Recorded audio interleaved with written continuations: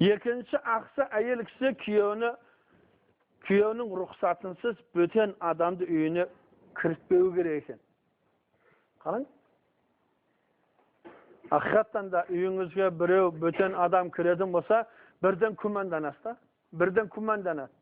Намысы жоқ еркектерге парқы жоқ, ит кіреді ме, шошқа кіреді ме, парқы жоқ оған. Бірақ мына жүрегінде иманы бар адам, күмән, неге ол, неге кіріп кетті бұл? Не үшін кірді бұл? Анаса бізде осы әдет бар, анада кіріп кетеді, мынада кіріп кетеді, жоқ. Біреудің үйіне кіру үшін адам рұқсат сұрау керек. Тіптен бала өзінің әкесінің үйіне кіретін болса, есігін тақылдату керек. Тақылдату керек есігін. Әкем екен деп жалпаңдап жүгіріп кіріп, әкенің әйелі бар ғой үйінде. Ол 90-ға келіп жөтелетін шал емес қойған. Мүмкін өзің сенің шешең болғанымен оның әйелі құшақтап, сүйіп отыруы мүмкін мысалда. Соған жалпылдап жүгіріп келіп, бала өзінің әкесінің бөлмесіне кіретін кезде есігін тақылдату керек болады мырза. Сырттағы бөтен адам ішке кіріп кетуі дұрыс емес те. Біз қазақта бәрібір жоқ, қазақ мұсылман бұл, қазақ бұл орыс емес, қазақ бұл Қытай емес. Біз өзімізді ең төмен адамдарға санамайық. Біздің ата-бабаларымыздың барлығында ұрып әдет болған. Сырттан келген еркек айғайлайтын болған. Ей, бұл үйде еркек кіндік бар ма деп үш рет айғайлайтын болған. Ешкім жауап бермесе, кірместен кете берген. Біз қашан ішіне кіріп, кім бар екен, не істеп жатқанын білгенімізше кіреміз де оның ішіне.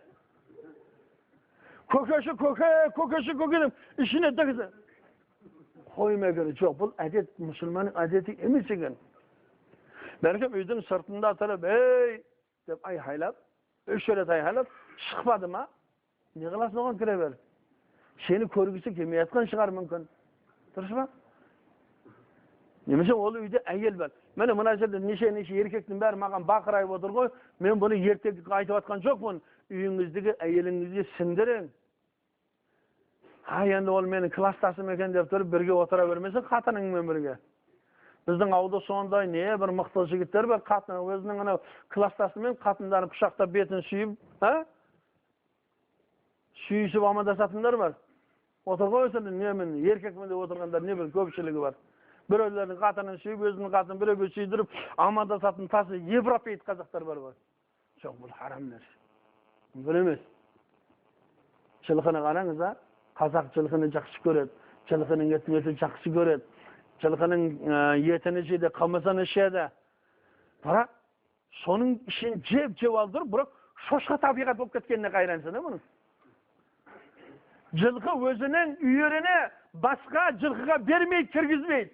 Шошқа бұл, қалағанын кіргізе береді. Кластасымсың ғой, палшанымсың ғой, көршімсің ғой, көкемсің ғой, кіргізе береді. Жоқ. Жылқы мінезді болу бұл, мұсылман болу да бұл. Шошқа мінезді болу бұл, дәйіс бұл, қатынын қызғанбайтын, намысы жоқ. İflas bendeli бұлар қатынын қызғанбайды, оған парқы жоқ. Қатынын кукла қылып кигізіп қояды да, көшеде билете береді, ол дискетеге де жүре береді, ЗАГСте де жүре береді.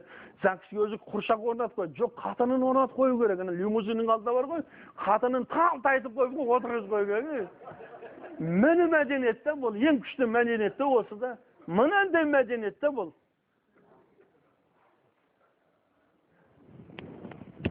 Müslüman adam özünün medeniyetin, salт дәстүрін білуі керек.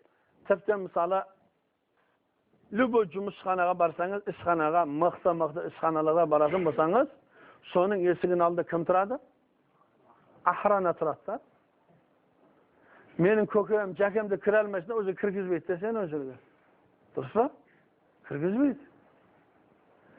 Тем более бастықтың орнына отырғызбайды, бастықтың орнына да. Әйел кісі үшін өзінің күйеуінің үйінен артық, өзінің күйеуінің төсегінен ұлығырақ нәрсе жоқ та бұл.